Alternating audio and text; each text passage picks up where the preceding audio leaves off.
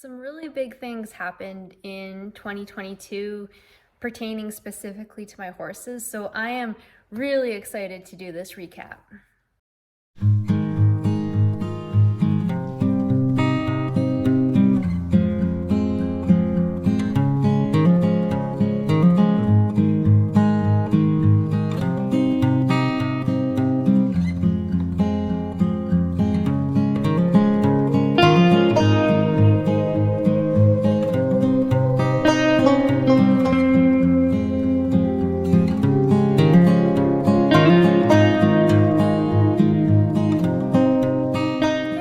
Welcome to my channel. If you're new here, my name is Katrina.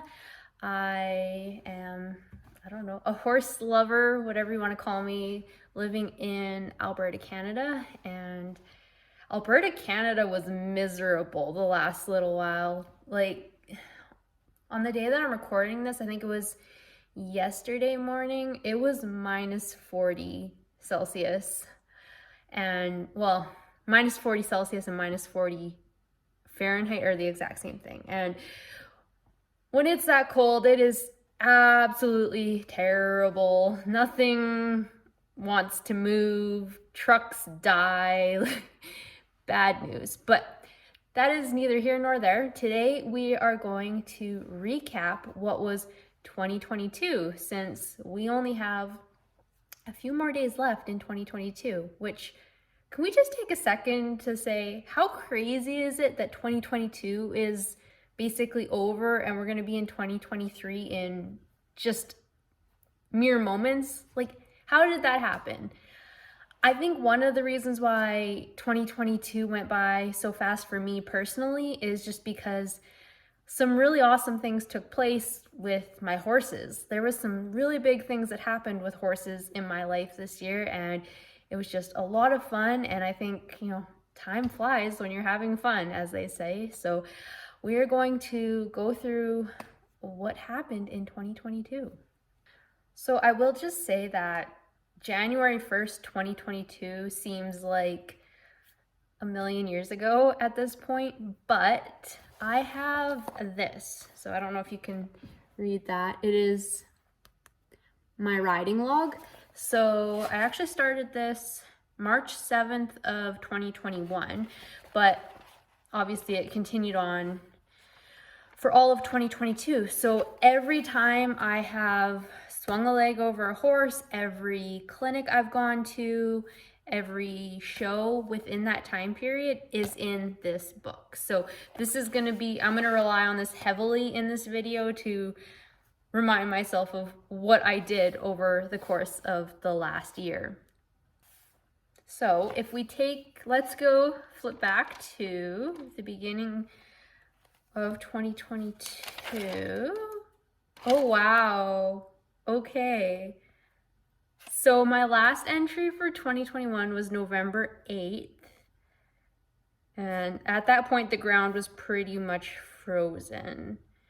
So I know, even though it's not written, so I lied. Apparently not every single ride has been written in here, because I know, like, between November 8th and into 2022, I would have rode, at this point I only had Junior, my older gelding.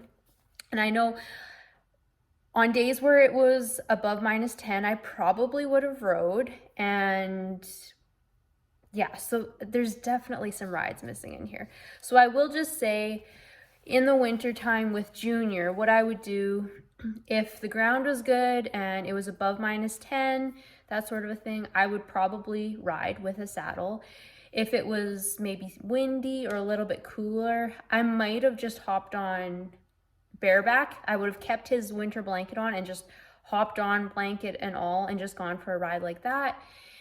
If it was colder than minus 10, just miserable, lots of times last year I would just hand walked him up and down the driveway, or hand walked him out in the pasture, depending on how deep the snow was. So yeah, I would have done that. So let's say from January 1st to March 1st, that's what I would have been doing. So for January and February, that's what I would have been doing with Junior. And nothing a whole lot eventful would have happened during that time. Like winter's just, it is what it is. I didn't haul anywhere to an indoor arena during that time last year, so that was kind of it.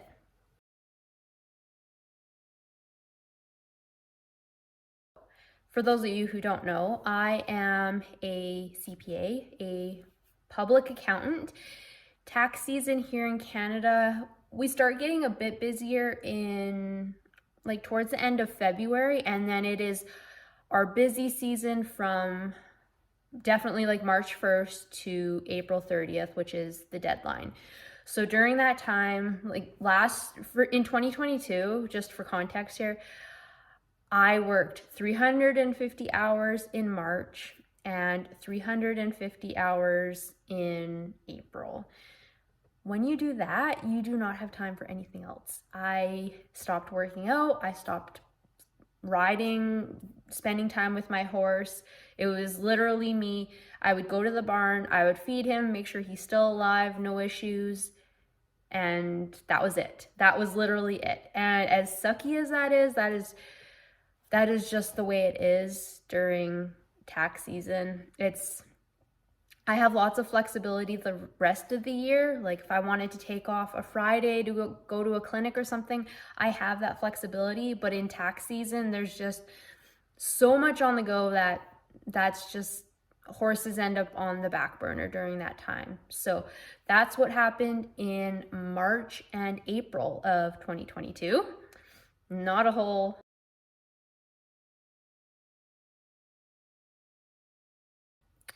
So just the way dates fell this year, April 30th is technically the tax deadline in Canada, but April 30th this year ended on a Saturday, which means that tax season technically and the filing deadline technically wasn't until May 2nd, which was the last day of tax season. And I'm going to assume I know I rode on May 2nd because I was done at the office at 4. I came home and rode and then we have like an after tax season party for our office. So I know I rode on May 2nd, but my riding log, I didn't start recording things until May 9th. And so May 9th, based on what I'm seeing here, it's kind of, I wasn't doing a whole lot. At this point, Junior definitely would have been out of shape. You have to remember that he turned 22 in 2022. Junior was born in the year 2000, so it's easy to remember how old he is. Junior's 22, so he basically had a break from regular training from basically the beginning of November all the way till the beginning of May. That is a long stretch of time. Even the youngest, fittest horse is going to be out of shape by the time May rolls around. So, yeah, based on this, I was like May 14th, I did a half-hour ride and I just did walk trot intervals. Like I didn't even do loping, just taking it easy on him and getting both him and myself back into the swing of things, back in shape. And my last entry was May 16th in regards to Junior.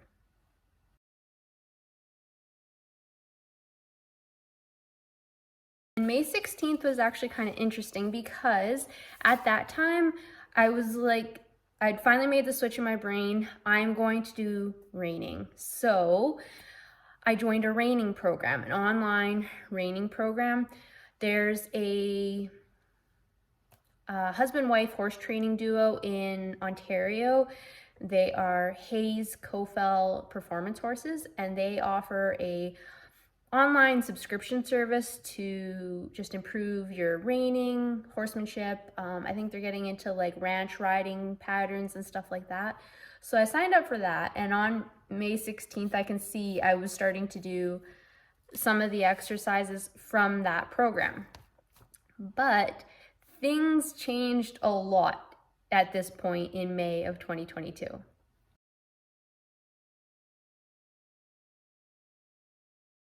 So as I said, Junior is 22. It was time for him to retire.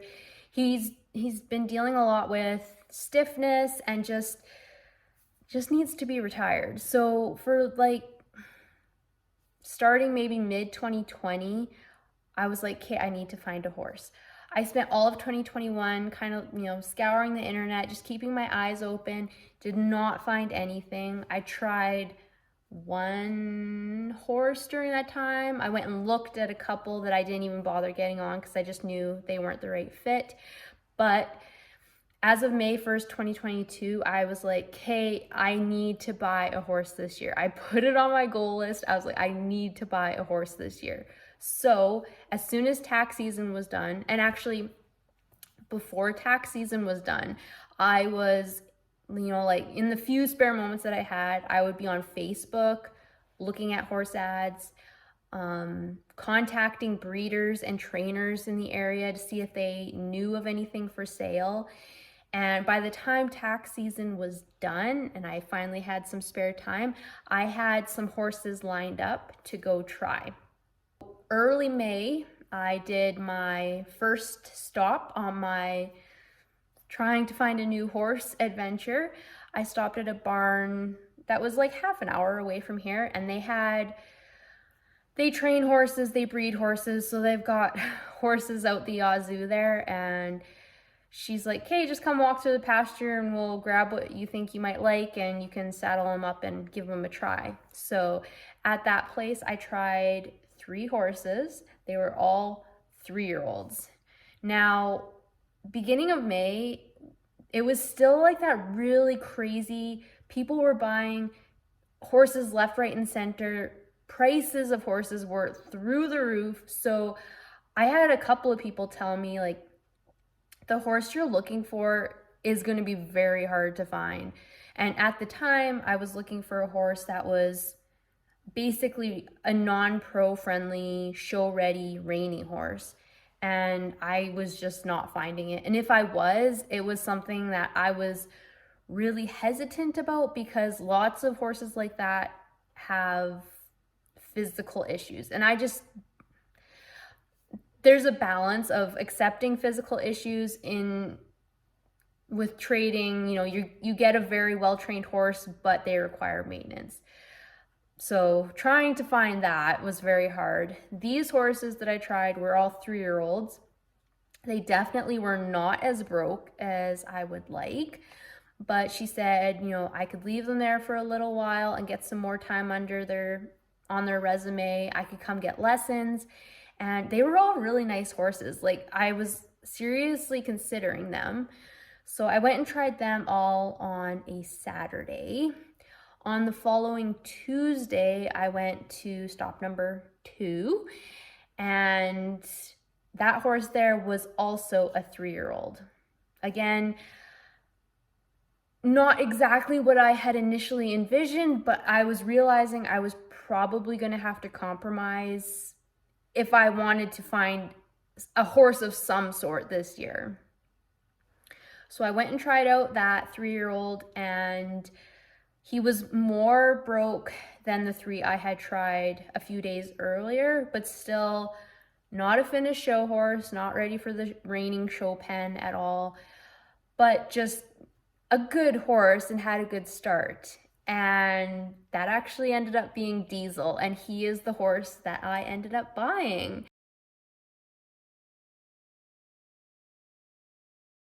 I did go try him out one more time before I said yes, I pulled the trigger. I brought my father-in-law with me, who used to be into horses a couple decades ago probably at this point, but he knows a good horse when he sees a good horse. So I brought him along and decided to buy Diesel and went through the whole pre-purchase exam stuff. And then on May 18th is where the Diesel Chronicles begin in my reining log, or in my riding log. So I should just say how I kind of set up my riding log.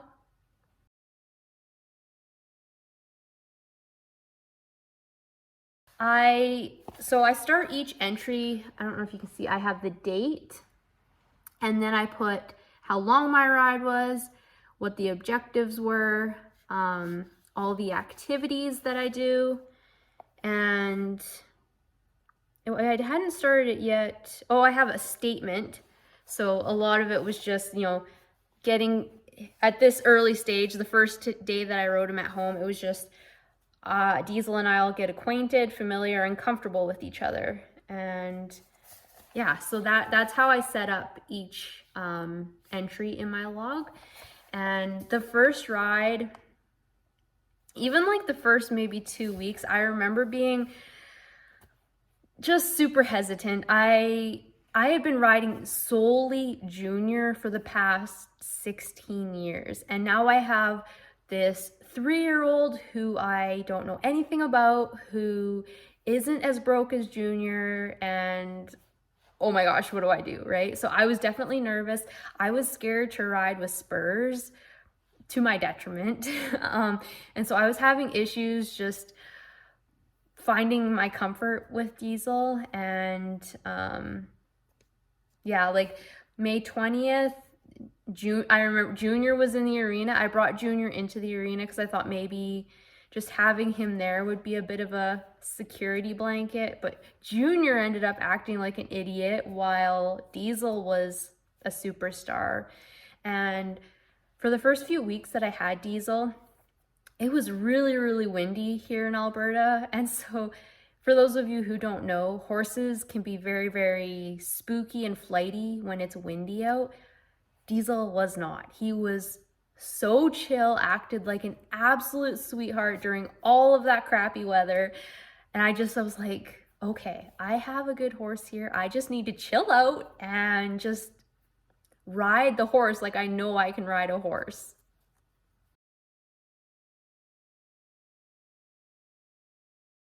So I continued that reining program that I was in with Diesel. It was really good because, like I said, he wasn't 100% finished, so I could work on things through this program with Diesel. And I can see here so I mentioned the whole spur thing, and in my log here I can see, I rode with no spurs, and then I put in brackets, big mistake. The next day I rode with bumper spurs, and I said that was not enough. So I'm progressing, I'm getting braver. I put the spurs on, and then finally May 25th, I put spurs on, and like things, I can just see how things went. It was just, my comfort level with him was getting better. I think he was getting more comfortable with me and his new home, and just, we really progressed within, I just want to see. So I brought him home on the 18th, and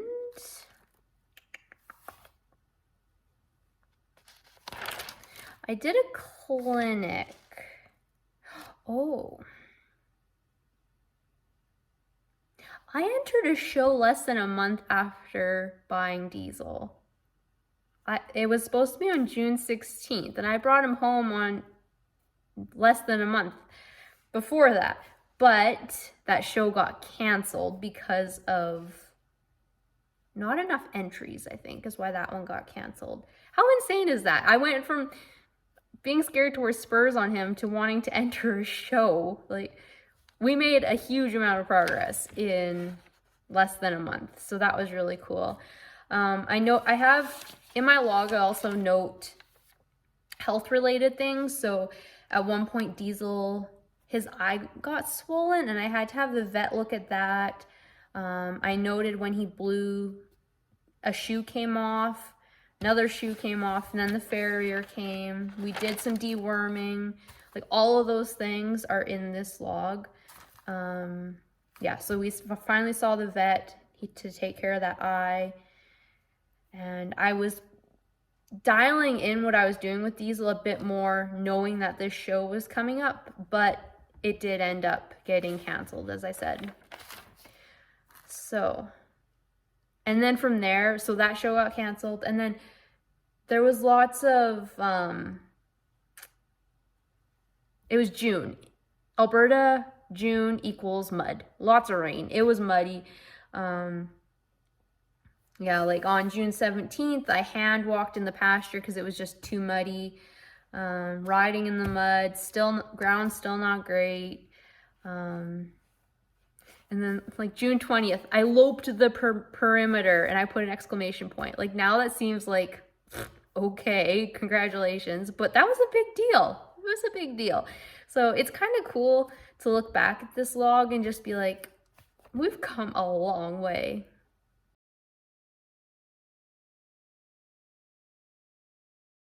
So a little over a month after getting Diesel, I went to a Reining clinic, and it was actually put on by the trainer that had Diesel in training when I bought him. She was the person I dealt with to buy him.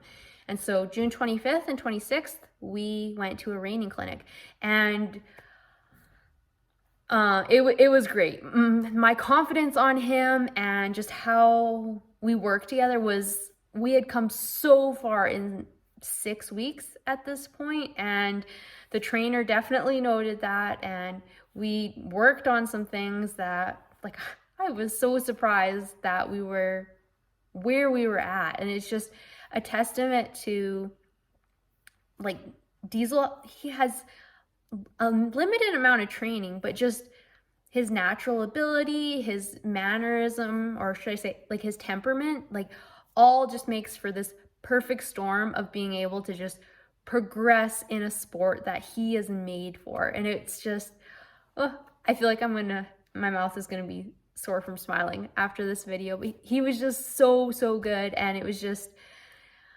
after riding Junior for so long in this state of needing to be retired, him not being super energetic and just being this stiff old man, it was an amazing change to get on this young, energetic, ready to go, willing to learn, smart, athletic. Like, I make the comparison that Junior is like riding or like driving a 1-ton dually. Like, it kind of rides like a lumber wagon. It's, and then Diesel, it was like getting into a sports car and just like seeing what it could do, and a lot of fun. So this clinic, it pushed us a bit because, now we're riding with other horses in the arena. We're trying harder maneuvers, and we aced it. It was an amazing weekend.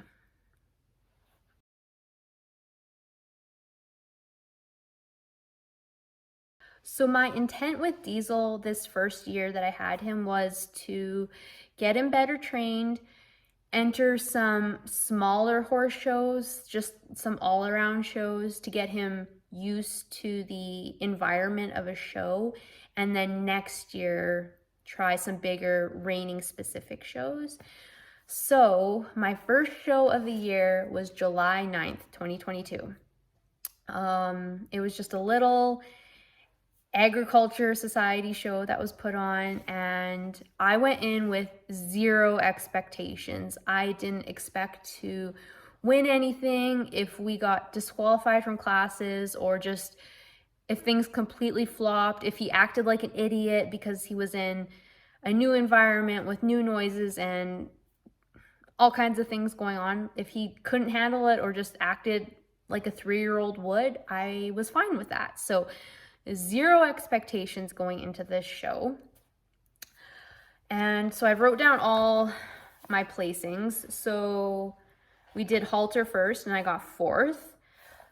He was definitely didn't want to stand still in the halter when we were standing in line. But in showmanship, we got 1st place. We got 1st place ribbon in our 2nd class ever, in his first show ever. And then the biggest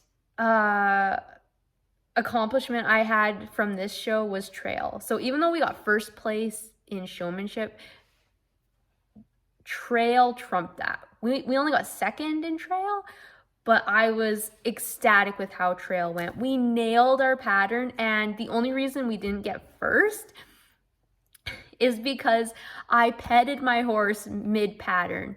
You're not supposed to touch your horse when you're going through a pattern, and I think I did it twice. I was just so happy with how he was doing throughout the course that I just had to reach down and pet him. And that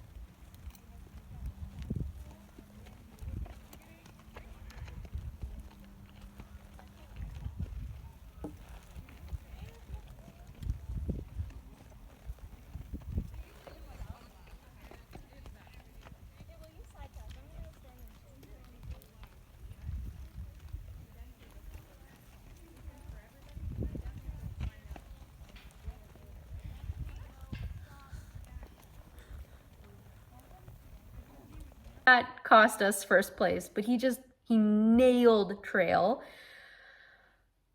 We got 5th place in Western Pleasure. I think, so Western Pleasure, you're just on the rail with a bunch of other horses, and there was a lot of horses in that class. I got nervous. Diesel wasn't super used to that many horses in close quarters with him, so we got 5th. And then 3rd place in Western Horsemanship. We won $30, a 1st, 2nd, 3rd, 4th, and 5th ribbon, 5 ribbons. We placed in all our classes. He acted like a champ and just completely blew me out of the water. I could not believe how good he did, and I just felt like, how can you have a better start to a horse's show career than that? Like, just, it was incredible.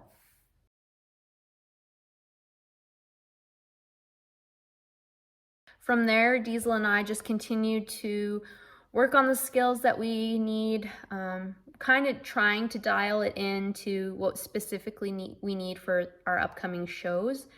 I did enter another show July 17th. It did get canceled because of rain. And then, yeah, there's just lots of just working on stuff. Sometimes it was really hot, sometimes it was rainy, so kind of a mixed bag. And then we had our second show.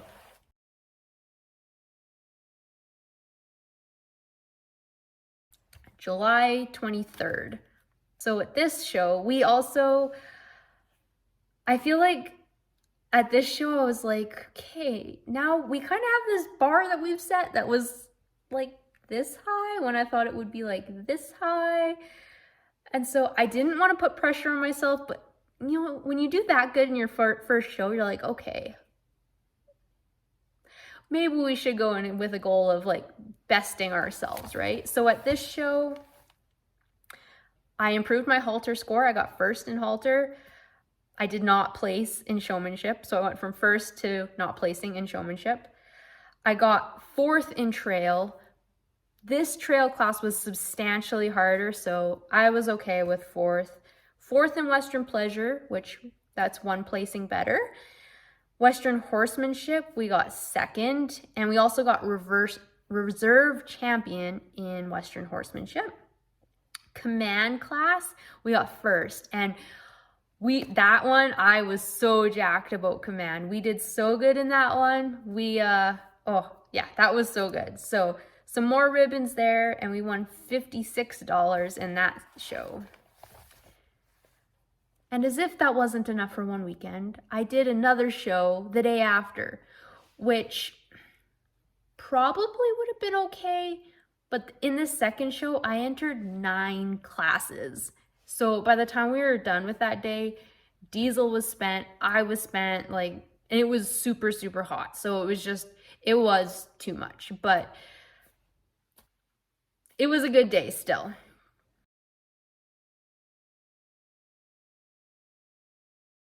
This would have been our 3rd show, and I'll just run through the results. So halter, we got 2nd. Showmanship, we got 2nd. Trail, we got 2nd.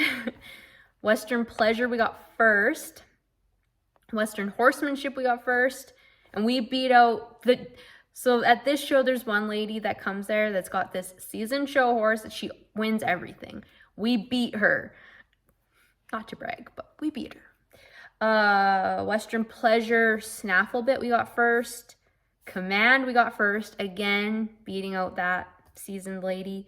Ranch Riding we got first. Reining we got second.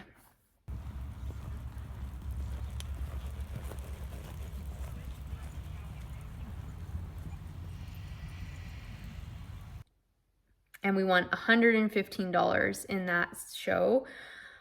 Reining, so this was the first time we did a reining pattern in a show. Diesel is made for reining. So this I wanted to do very well on. I screwed up. I screwed up the pattern. I missed doing one lead change and a couple more circles. I missed part of it. This was also our last class of the weekend. I was hot, Diesel was tired, and he did give out a little bit of a buck in one of our fast and large circles. I'm not gonna blame him for that. I did spur him a bit to get our spins going faster, so it was me. I screwed up on that one, but a phenomenal show. We did really good. Not to brag, but we did really good. From there, I'm trying to think. Oh, we did have one more show.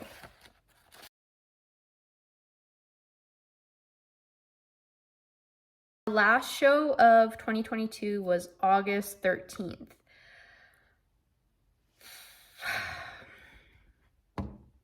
Oh, it wasn't the best. So, halter, we got third, but there was only 3 people in the class. Showmanship, we got 5th. There was only 5 people in the class. Trail.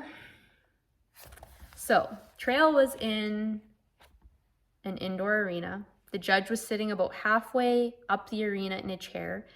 We walked in, Diesel saw her and just like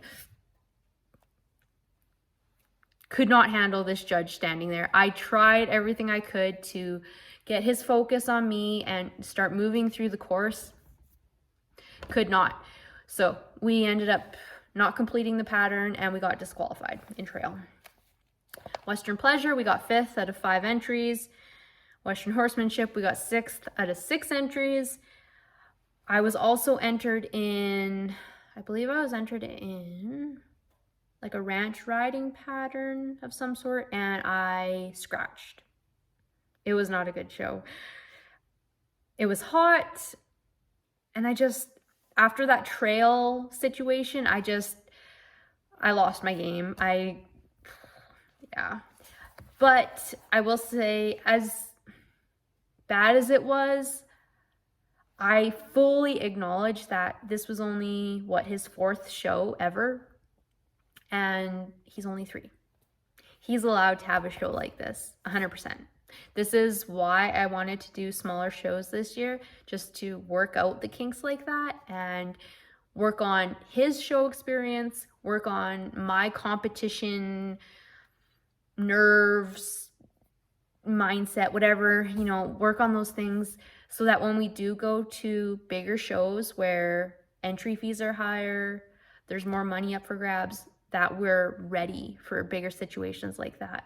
This show, I don't even know if the entry fees were $50 and some fuel to get there. Big deal. So it was a learning experience, obviously not as exciting as winning a whole bunch of first place ribbons, but it's a necessary part of this whole process. No horse is perfect. I'm not perfect. It's going to happen.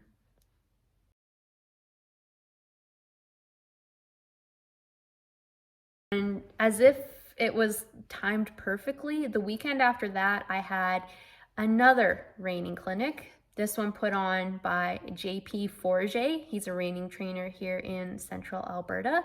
It was a 3-day clinic, and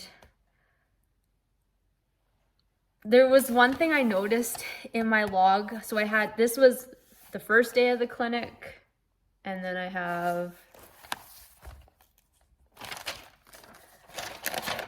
second day at the clinic and the third day at the clinic. And when I was reviewing these on the last day, I noticed, oh, where is it here?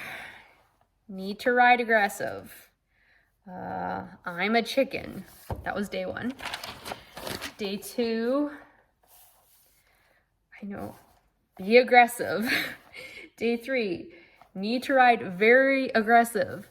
So one thing I definitely learned from this clinic was I need to be more aggressive. Diesel will take advantage of me if I'm too nice. Another really big takeaway from this clinic was we did a bit change. So up until this point, I have been riding in just a plain old snaffle bit, just an O-ring, D-ring, whatever, with my split reins. On the first day, JP had me switch into a correction bit, and oh my gosh, like the difference a bit can make. Like, I will just say, training comes before bits. Like, you need to have your foundation and all of that, but there's definitely a time and a place for trying a different bit. And I was in that place, and JP knew that because he's more experienced than I am. Put in a correction bit and 100% change, like way more softness and roundness out of him. Incredible. So needing to ride stronger, more aggressive, and the bit change. 2 huge takeaways from this clinic made it 100% worth the cost of this clinic, and learned a ton of stuff and just came away with lots of things to work on and just confidence that I can do this. Like, I may not be a JP Forget or an Andrea Fapani or whoever else, but I can make this work. I can get Diesel and I to a point where we're doing very well in the show pen. And yeah, I absolutely loved this clinic that JP Forget put on. I definitely have plans to attend more of his clinics in the future because it was awesome.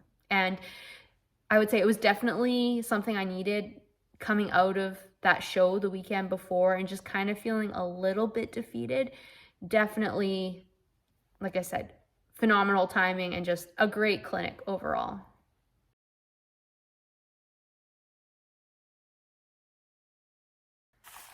So that was August 13th, 14, 15.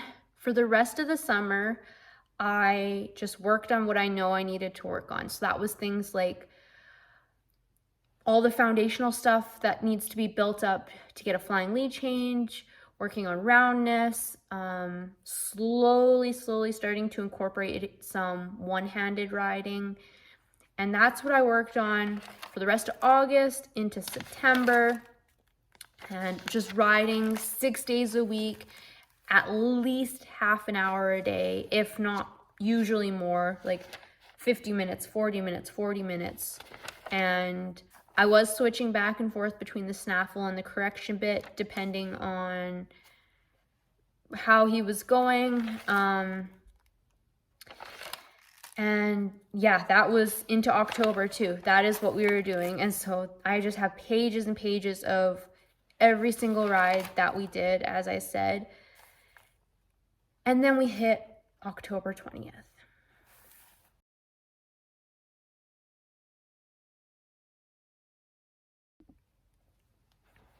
So if you guys have watched my earlier videos, there is one titled, "My Reining Horse Got Hurt."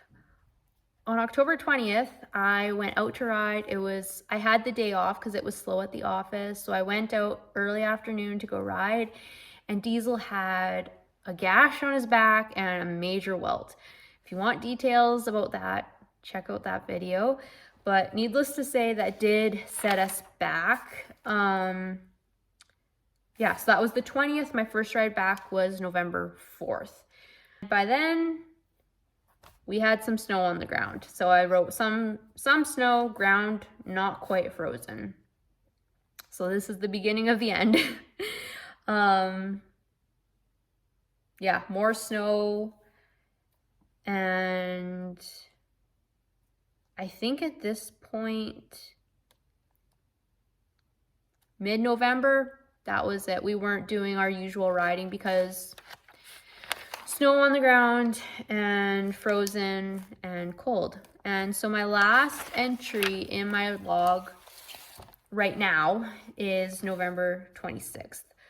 I'll get a couple more rides in here before the end of 2022 because it's supposed to be nice, but that was kind of it for my riding. So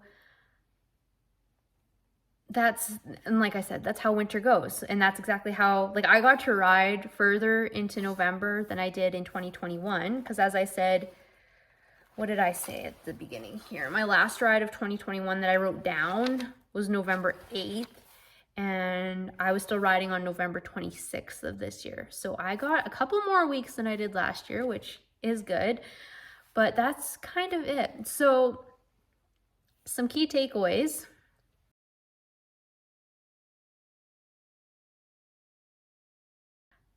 Junior is retired and it's well deserved. He's been with me for 16 years at this point. I've drug him all over Alberta doing all sorts of things, and he just deserves retirement, and that's what he's getting now. Purchased Diesel, and best decision I have made. He was definitely not what I had originally. I had written down exactly what I had said I wanted for my horse. He definitely hit some of those things, like he's a registered quarter horse gelding with Reining breeding, but as in terms of like training history and stuff like that, he did not meet any of that. But he has turned out to be the best horse I could have purchased. Perfect purchase. And he's just proven himself that he's gonna have an awesome show career just based on the 4 shows that we did this year. We are in good shape to be going into 2023. And yeah, it's definitely, having a horse like that has definitely reinvigorated my excitement in horses and just my desire to compete and really try to improve myself as a rider, as a trainer. Very, very exciting. And I'm definitely looking forward to 2023. As I said, I'm definitely wanting to do some more shows. What shows I will do, I'm not sure yet. So that is TBD. But definitely continuing on the track we're on, riding as much as I can, and just, yeah, continuing to improve. So that is it for my 2022 recap. And I'm going to end the video there. If you guys have any questions about, what I'm doing with Diesel, any questions about my shows that I did, please feel free to put them in the comments and I'll more than happily answer them. If you haven't already, be sure to also check out my podcast. It's at Strong in the Saddle. It's on Apple Podcasts, Spotify, Anchor.fm. I'm not currently releasing new episodes, but there's like 200 episodes of all sorts of content on there, so be sure to check that out. I'll link that in the description, and be sure to follow me on Instagram at Strong in the Saddle, and be sure to like, comment, subscribe in this video, and until next time, remember, it's always a good day to ride.